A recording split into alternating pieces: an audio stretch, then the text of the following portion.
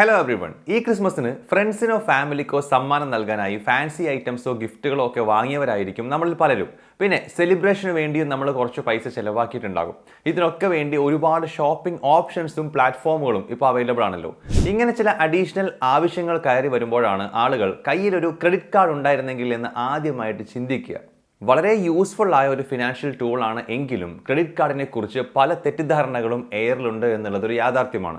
ഈ വീഡിയോയിൽ അപ്പോൾ നമ്മൾ സംസാരിക്കാൻ പോകുന്നത് ക്രെഡിറ്റ് കാർഡിനെ കുറിച്ചാണ്. സെപ്റ്റംബറിലെ ഫെസ്റ്റീവ് സീസണിൽ 1.22 ട്രില്യൺ റുപ്പീസിന്റെ റെക്കോർഡ് ക്രെഡിറ്റ് കാർഡ് സ്പെൻഡിംഗ് ആണ് നടന്നത്. ബാങ്കുകൾക്ക് വേണ്ടി ക്രെഡിറ്റ് കാർഡ് ട്രാൻസാക്ഷൻ പ്രോസസ് ചെയ്യുന്ന ഇന്നോവേറ്റീവ് പേയ്മെന്റ്സ് പറഞ്ഞത് ദിവാലിയുടെ സമയത്ത് EMI ട്രാൻസാക്ഷനിൽ ഉണ്ടായത് 10% വർധനവാണ് എന്നാണ്. ഈ പ്ലാറ്റ്ഫോമിലൂടെ പേ ചെയ്യപ്പെട്ട മൊത്തം പണം എടുക്കുമ്പോൾ അറൌണ്ട് 50% ആണ് വർധനവ് ഉണ്ടായിട്ടുള്ളത്. പല ആളുകളും ഇപ്പോഴും ചോദിക്കാറുണ്ട്, എനിക്കൊരു ക്രെഡിറ്റ് കാർഡിന്റെ ആവശ്യം ഇപ്പോൾ ശരിക്കും ഉണ്ടോ എന്ന്. ആലോചിക്കുക, ക്രെഡിറ്റ് കാർഡ്സ് ഒരു ഔട്ട്സ്റ്റാൻഡിംഗ് ഫിനാൻഷ്യൽ പ്രോഡക്റ്റ് ആണ്. അത് ഒരുപാട് ബെനിഫിറ്റ്സ് നൽകുന്നുണ്ട്. ഗ്യാസ് സിലിണ്ടർ വാങ്ങുന്നത് മുതൽ ഹോട്ടൽ ബുക്ക് ചെയ്യുന്നതിന് വരെ അഡീഷണൽ ക്രെഡിറ്റ് കിട്ടുകയും കൃത്യമായി തിരിച്ചടച്ചാൽ നമ്മുടെ ക്രെഡിറ്റ് ഹിസ്റ്ററി നന്നാക്കുകയും ചെയ്യുന്ന ഒന്നാണ് ക്രെഡിറ്റ് കാർഡ്. അപ്പോൾ നിങ്ങളുടെ ആദ്യത്തെ ക്രെഡിറ്റ് കാർഡ് എങ്ങനെ സ്വന്തമാക്കാമെന്നും ക്രെഡിറ്റ് കാർഡിന് വേണ്ടി നമ്മൾ ഫോളോ ചെയ്യേണ്ട 5 മോസ്റ്റ് ക്രിട്ടിക്കൽ റൂളുകൾ എന്തൊക്കെയാണെന്നുമാണ് നമ്മൾ ഇന്നത്തെ വീഡിയോയിലൂടെ പറയാൻ പോകുന്നത്.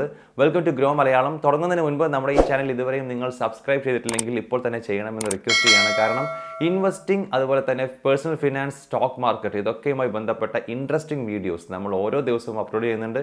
അതൊക്കെ നിങ്ങളിലേക്ക് എത്താൻ വേണ്ടി ആ ബെൽ ഐക്കൺ കൂടെ പ്രസ് ചെയ്യുക. So let's start today's video. Credit കാർഡിന് അപ്ലൈ ചെയ്യുന്നത് വളരെ സിമ്പിൾ ആയിട്ടുള്ള പരിപാടിയാണ്. അതിനു മുൻപ് നമ്മൾ ചിന്തിക്കേണ്ട കുറച്ച് കാര്യങ്ങളുണ്ട്. 3 കാര്യങ്ങളുണ്ട്. ഏതൊക്കെയാണ് നമുക്ക് പറയാം. ഒന്നാമത്തേത്, ഈ ക്രെഡിറ്റ് കാർഡ് അഫോർഡ് ചെയ്യാൻ നമുക്ക് കഴിയുമോ എന്ന് ആലോചിക്കുക. ക്രെഡിറ്റ് കാർഡ് എടുത്തു കഴിഞ്ഞാൽ അത് വെച്ച് നമ്മൾ എക്സ്ട്രാ ക്രെഡിറ്റ്സ് എടുക്കും, അല്ലേ, കടമെടുക്കും. അപ്പോൾ അത് തിരിച്ചടക്കാൻ പറ്റുമോ എന്ന് ആലോചിക്കുക. തിരിച്ചടവ് വൈകിയാൽ ഉണ്ടാകുന്ന ഉയർന്ന പലിശ അടയ്ക്കേണ്ട അവസ്ഥ വരാതിരിക്കാൻ ഇത് നന്നായിട്ട് ശ്രദ്ധിക്കണം. അപ്പോൾ കൃത്യസമയത്ത് പണം തിരിച്ചടക്കാൻ വേണ്ടി ഒരു സ്ഥിര വരുമാനം ഉണ്ടാകണം നമുക്ക്. അടുത്തതായി നമ്മൾ ആലോചിക്കേണ്ട കാര്യം, ക്രെഡിറ്റ് കാർഡിന് വേണ്ടി ഏത് ഫിനാൻഷ്യൽ ഇൻസ്റ്റിറ്റ്യൂഷൻ തിരഞ്ഞെടുക്കണം എന്നതാണ്. ക്രെഡിറ്റ് കാർഡ്സ് കൊണ്ട് ഒരുപാട് ബെനിഫിറ്റ്സ് ഉണ്ട്, റിവാർഡ് പോയിന്റ്സും കിട്ടാറുണ്ട്. അതുകൊണ്ട് മാക്സിമം ബെനിഫിറ്റ്സ് നൽകുന്ന, റീപേയ്മെന്റ് ഈസി ആക്കി തരുന്ന ഒരു ക്രെഡിറ്റ് കാർഡ് ഇഷ്യൂ വരെ തിരഞ്ഞെടുക്കുക. ഇൻ ഡൈനിങ് ഓഫറുകൾ മുതൽ ട്രാവൽ ഡിസ്കൗണ്ട്സ് വരെ ക്രെഡിറ്റ് കാർഡ് യൂസേജ് കൊണ്ട് നമുക്ക് നേടാൻ കഴിയുമെന്ന് നമ്മൾ നേരത്തെ പറഞ്ഞു. ക്രെഡിറ്റ് കാർഡിന് എലിജിബിൾ ആണോ എന്ന് കൂടെ അറിയണ്ടേ? വളരെ സ്ട്രേറ്റ് ഫോർവേഡ് ആയ എലിജിബിലിറ്റി ക്രൈറ്റീരിയയാണ് മിക്ക ഫിനാൻഷ്യൽ ഇൻസ്റ്റിറ്റ്യൂഷൻസും ഇതിന് വേണ്ടിയിട്ട് മുന്നോട്ട് വെക്കാറുള്ളത്. ചില ബേസിക് ഡോക്യുമെന്റേഷൻസ് വേണ്ടി വന്നേക്കാം.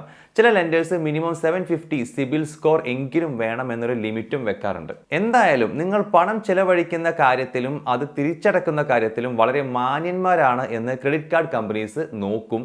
അതുകൊണ്ട് നിങ്ങളുടെ പേരിൽ ഏതെങ്കിലും ലോണിന്റെ തിരിച്ചടവ് വല്ലതും പെൻഡിംഗ് ഉണ്ടോ എന്ന് പ്രത്യേകം ശ്രദ്ധിക്കുക. കഴിഞ്ഞ 20 വർഷം കൊണ്ട് ഇന്ത്യയിൽ ക്രെഡിറ്റ് കാർഡ് യൂസേജ് കുത്തനെ ഉയർന്നിട്ടുണ്ട്. 2017 2.98 കോടി ക്രെഡിറ്റ് കാർഡാണ് ഇഷ്യൂ ചെയ്തതെങ്കിൽ 2022 ജനുവരിയിൽ ഇത് 7.02 കോടിയിലെത്തി നിൽക്കുകയാണ്.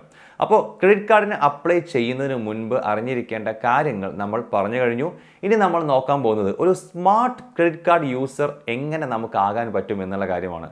ക്രെഡിറ്റ് കാർഡ്സിന്റെ ബെനിഫിറ്റ്സ് ഒരുപാടുണ്ട് എന്ന് പറയുമ്പോൾ തന്നെ ഇതുമായി ബന്ധപ്പെട്ട നമ്മൾ ശ്രദ്ധിച്ചിരിക്കേണ്ട ചില ഇമ്പോർട്ടൻറ്റ് കാര്യങ്ങളുണ്ട്. അതാണ് നമ്മൾ ഇതിലൂടെ പറയാൻ പോകുന്നത്. So let's start. Rule number 1, ഒരു സ്ട്രിക്റ്റ് ബഡ്ജറ്റ് മെയിൻറ്റെയിൻ ചെയ്യുക. നിങ്ങളുടെ ഫ്രണ്ട്സിന്റെ കൂടെ ഷോപ്പിങ്ങിന് പോവുകയാണെന്ന് വിചാരിക്കുക. നിങ്ങളുടെ കയ്യിലുള്ള ക്രെഡിറ്റ് കാർഡ് വെച്ച് നിങ്ങൾക്ക് എവിടെ വേണമെങ്കിലും സ്വൈപ്പ് ചെയ്യാനോ എന്ത് വേണമെങ്കിലും പർച്ചേസ് ചെയ്യാനോ പറ്റും, അല്ലേ? ഇന്നത്തെ കാലത്ത് ഇഷ്ടമുള്ളപ്പോഴൊക്കെ ഇങ്ങനെ കാർഡ് സ്വൈപ്പ് ചെയ്യാൻ തോന്നുന്നത് ഒരു നല്ല കാര്യമായി തോന്നുന്നുണ്ടോ? The answer is no. ഒരു ഫേമസ് കോട്ടിൽ പറഞ്ഞതുപോലെ, with great power comes great responsibility. ഒരു സ്ട്രിക്റ്റ് ബഡ്ജറ്റ് ഫോളോ ചെയ്ത് നിങ്ങളുടെ ക്രെഡിറ്റ് കാർഡ് റെസ്പോൺസിബിൾ ആയിട്ട് ഉപയോഗിക്കുക. ഓവർ സ്പെൻഡിങ് നിങ്ങളെ കടത്തിലേക്ക് തള്ളിയിടാനും അത് നിങ്ങളുടെ ക്രെഡിറ്റ് സ്കോറിനെ ബാധിക്കാനും സാധ്യതയുണ്ടെന്ന് എപ്പോഴും ഓർക്കുക. നിങ്ങൾ ക്രെഡിറ്റ് കാർഡ് യൂട്ടിലൈസേഷൻ റേഷ്യോ എന്ന് കേട്ടിട്ടുണ്ടോ? നിങ്ങളുടെ ക്രെഡിറ്റ് കാർഡിന്റെ സ്പെൻഡിങ് നിങ്ങളുടെ ക്രെഡിറ്റ് സ്കോറിനെ ഡയറക്റ്റ് ആയിട്ട് ബാധിക്കാമെന്നുള്ളത് കൊണ്ട് തന്നെ ക്രെഡിറ്റ് കാർഡ് ലിമിറ്റിന്റെ 30% മാത്രം ക്രെഡിറ്റ് കാർഡ് യൂട്ടിലൈസ് ചെയ്യുക. റൂൾ നമ്പർ 2, ക്രെഡിറ്റ് ലിമിറ്റ് ഒരിക്കലും എക്സ്പാൻഡ് ചെയ്യാതിരിക്കുക. നിങ്ങളുടെ ക്രെഡിറ്റ് കാർഡ് അപേക്ഷ പ്രോസസ് ചെയ്യുമ്പോൾ നിങ്ങളുടെ റീപേയ്മെന്റ് കപ്പാസിറ്റിയെ അടിസ്ഥാനമാക്കി ഒരു പരിധി വെച്ചാണ് നിങ്ങൾക്ക് ആ ക്രെഡിറ്റ് കാർഡ് കിട്ടുക. ആ ലിമിറ്റിന് പുറത്തേക്ക് ക്രെഡിറ്റ് കാർഡ് വെച്ച് കടം എടുക്കാൻ പറ്റില്ല. കുറച്ചു കാലം കഴിയുമ്പോൾ നിങ്ങളുടെ ക്രെഡിറ്റ് കാർഡ് ഇഷ്യൂവർ നിങ്ങളുടെ ക്രെഡിറ്റ് ലിമിറ്റ് ഇൻക്രീസ് ചെയ്യാൻ നിങ്ങളെ പ്രേരിപ്പിച്ചുകൊണ്ടിരിക്കും. അങ്ങനെ നിങ്ങൾ ക്രെഡിറ്റ് ലിമിറ്റ് ഇൻക്രീസ് ചെയ്താൽ അത് ഇറസ്പോൺസിബിൾ സ്പെൻഡിങ്ങിലേക്കും അങ്ങനെ നിങ്ങൾ കടത്തിലേക്കും എത്താൻ സാധ്യതയുണ്ട്. സക്സസ്ഫുൾ കാർഡ് മാനേജ്മെന്റിന് ഒരു പ്രധാന കാര്യം എന്ന് പറയുന്നത് അങ്ങനെയുള്ള ഓഫേഴ്സ് സ്വീകരിക്കാതിരിക്കുക എന്നുള്ളതാണ്. എങ്ങാനും നിങ്ങൾ ക്രെഡിറ്റ് കാർഡ് ലിമിറ്റ് ഇൻക്രീസ് ചെയ്യുന്നുണ്ടെങ്കിൽ അതിനനുസരിച്ച് നിങ്ങളുടെ സാലറി അല്ലെങ്കിൽ വരുമാനം കൂടിയിട്ടുണ്ട് എന്ന് ഉറപ്പുവരുത്തുക. റൂൾ നമ്പർ 3, നിങ്ങളുടെ ഡ്യൂസ് ഫുള്ളായിട്ടും സമയത്ത് കൃത്യമായി തിരിച്ചടക്കുക. നിങ്ങളുടെ ക്രെഡിറ്റ് കാർഡ് ബിൽ ക്ലിയർ ചെയ്യാൻ നിങ്ങളുടെ ഇഷ്യൂവർ ഒരു സമയപരിധി തരും. 30 മുതൽ 50 ദിവസം വരെ ആകാം ഇത്. നിങ്ങൾക്ക് മിനിമം ബാലൻസ് അടക്കാനുള്ള സൗകര്യവും ഉണ്ടായിരിക്കും. ബാക്കി ബിൽ അടുത്ത മാസത്തേക്ക് അടക്കാം. ഈ ഫെസിലിറ്റീസ് ഒക്കെ വളരെ കൺവീനിയന്റ് ആയിട്ട് തോന്നുമെങ്കിലും ഇതിനൊരു മറുവശം കൂടെയുണ്ട്. അതുകൂടി നമ്മൾ ശ്രദ്ധിച്ചിരിക്കണം. നമുക്ക് ഇതിനെക്കുറിച്ചൊന്ന് വിശദമായിട്ട് സംസാരിക്കാം. സപ്പോസ് നിങ്ങളുടെ ക്രെഡിറ്റ് കാർഡ് ബിൽ പേ ചെയ്യാൻ ഇനി 5 ദിവസങ്ങൾ കൂടി ബാക്കിയുണ്ടെന്ന് വിചാരിക്കുക. നിങ്ങൾക്ക് ഡ്യൂ ഡേറ്റ് നല്ല ഓർമ്മയുണ്ടെന്ന് മാത്രമല്ല 3-4 ദിവസത്തിനുള്ളിൽ ഫുൾ പേ ചെയ്യാമെന്ന് ഉറപ്പുമുണ്ട്. പെട്ടെന്ന് നിങ്ങൾക്കൊരു എമർജൻസി വരികയും നിങ്ങളുടെ ബിൽ പേയ്മെന്റിനെ കുറിച്ച് കംപ്ലീറ്റ് ആയിട്ട് നിങ്ങൾ മറന്നു പോവുകയും ചെയ്തെന്ന് വിചാരിക്കുക. അല്ലെങ്കിൽ നിങ്ങൾ എങ്ങനെയൊക്കെയോ ലാസ്റ്റ് ഡേ ബിൽ പേ ചെയ്തു. ഇപ്പോൾ നിങ്ങൾ പേയ്മെന്റ് ചെയ്തെങ്കിലും അത് നിങ്ങളുടെ ഇഷ്യൂവറുടെ അക്കൗണ്ടിൽ കാണിക്കാൻ 2 ദിവസം വരെ എടുത്തേക്കാം. അതായത് നിങ്ങൾ കറക്റ്റ് സമയത്ത് നിങ്ങളുടെ ബിൽ പേ ചെയ്തെങ്കിലും നിങ്ങൾ അത് പേ ചെയ്തിട്ടില്ല എന്നാണ് അതിനർത്ഥം.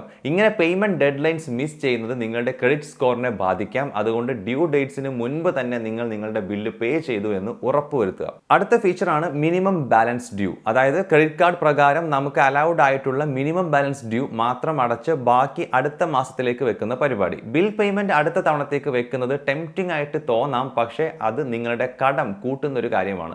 ഇത് ഉപയോഗിക്കുമ്പോൾ നിലവിലെ മാസം നിങ്ങളുടെ ഫിനാൻസ് റിലാക്സ്ഡ് ആയിട്ട് തോന്നാമെങ്കിലും പക്ഷേ അടുത്ത മാസം നിങ്ങളുടെ ആ മാസത്തെ ഡ്യൂസിൻ്റെ ഒപ്പം ഈ മാസത്തിലെ ഇൻട്രസ്റ്റ് കൂടെ പേ ചെയ്യേണ്ടി വരും എന്നുള്ളൊരു കാര്യം കൂടെ ഉണ്ട്. റൂൾ നമ്പർ 4, ക്യാഷ് അഡ്വാൻസസ് ഉപയോഗിക്കുന്നത് അവോയ്ഡ് ചെയ്യുക. ഒരു ക്രെഡിറ്റ് കാർഡ് വഴി നിങ്ങൾക്കൊരു സെർട്ടൈൻ എമൗണ്ട് വരെ ക്യാഷ് അഡ്വാൻസ് ചെയ്യാനുള്ള ലീഗൽ റൈറ്റ് ഉണ്ട്. അപ്പോൾ നമുക്ക് ലോ ബാങ്ക് ബാലൻസ് ഉള്ള സമയത്ത് ATM-ൽ ക്രെഡിറ്റ് കാർഡ് സ്വൈപ്പ് ചെയ്ത് കുറച്ച് പൈസ കടമായിട്ട് എടുക്കാം എന്ന് തോന്നിയേക്കാം. പക്ഷേ മനസ്സിലാക്കുക, നിങ്ങളുടെ ക്രെഡിറ്റ് കാർഡ് ഇഷ്യൂവർ ഇതിന് വൻ പലിശ ഈടാക്കാറുണ്ട്.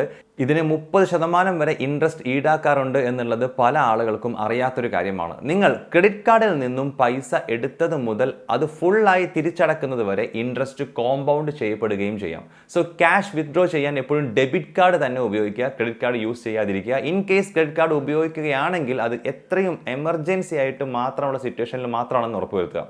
റൂൾ നമ്പർ 5, നിങ്ങളുടെ ക്രെഡിറ്റ് കാർഡ് സെക്യൂർ ആക്കി വെക്കുക. നിങ്ങൾക്ക് എവിടെ വേണമെങ്കിലും നിങ്ങളുടെ ക്രെഡിറ്റ് കാർഡ് സ്വൈപ്പ് ചെയ്യാം, പക്ഷേ നിങ്ങളുടെ കാർഡ് സേഫ് ആക്കി വെക്കണം എന്നുള്ള കാര്യം എപ്പോഴും മനസ്സിൽ സൂക്ഷിക്കുക. നിങ്ങളുടെ പിൻ നമ്പറോ ക്രെഡിറ്റ് കാർഡിന്റെ പുറകിലുള്ള CVV നമ്പറോ ആരോടും മെൻഷൻ ചെയ്യരുത്. ഓൺലൈൻ ട്രാൻസാക്ഷൻ നടത്തുമ്പോൾ ഒരു സെക്യൂർ ആയ വെബ്സൈറ്റ് തന്നെ തിരഞ്ഞെടുക്കാനും ശ്രദ്ധിക്കുക. വിസ ഓർ മാസ്റ്റർ കാർഡ് ആണെങ്കിൽ മൾട്ടി ഫാക്ടർ വെരിഫിക്കേഷൻ എസ്റ്റാബ്ലിഷ് ചെയ്തിട്ടുണ്ടെന്നും കൂടെ നിങ്ങൾ ഉറപ്പുവരുത്തുക. അപ്പോൾ ഇതൊക്കെയാണ് ഫസ്റ്റ് ടൈം ക്രെഡിറ്റ് കാർഡ് എടുക്കുമ്പോൾ നമ്മൾ ശ്രദ്ധിക്കേണ്ട ഇമ്പോർട്ടൻ്റ് ആയിട്ടുള്ള കാര്യങ്ങൾ. ഈ വീഡിയോ ഇഷ്ടമായാൽ ലൈക്ക് ചെയ്യാൻ മറക്കരുത്. ഒപ്പം തന്നെ നിങ്ങൾക്ക് ഇത് ഉപകാരപ്പെട്ടേക്കാം എന്ന് വിചാരിക്കുന്നവർക്ക് ഷെയർ ചെയ്യാനും നിങ്ങൾ മറക്കരുത്. ഒപ്പം ഇതുപോലെ നിങ്ങൾ അറിയാൻ താല്പര്യമുള്ള കൂടുതൽ ടോപ്പിക്കുകൾ നിങ്ങൾക്ക് കമന്റ് ബോക്സിൽ ഷെയർ ചെയ്യാം. അവ കൂടി കൺസിഡർ ചെയ്ത് പുതിയ വീഡിയോസുമായിട്ട് നമ്മൾ വരുന്നതാണ്. So don't forget to subscribe our channel എന്ന് ഒന്നുകൂടെ ഓർമ്മിപ്പിക്കുകയാണ്. മറ്റൊരു ഇൻട്രസ്റ്റിംഗ് വീഡിയോ ആയിട്ട് വീണ്ടും കാണാം. Thank you for watching. By.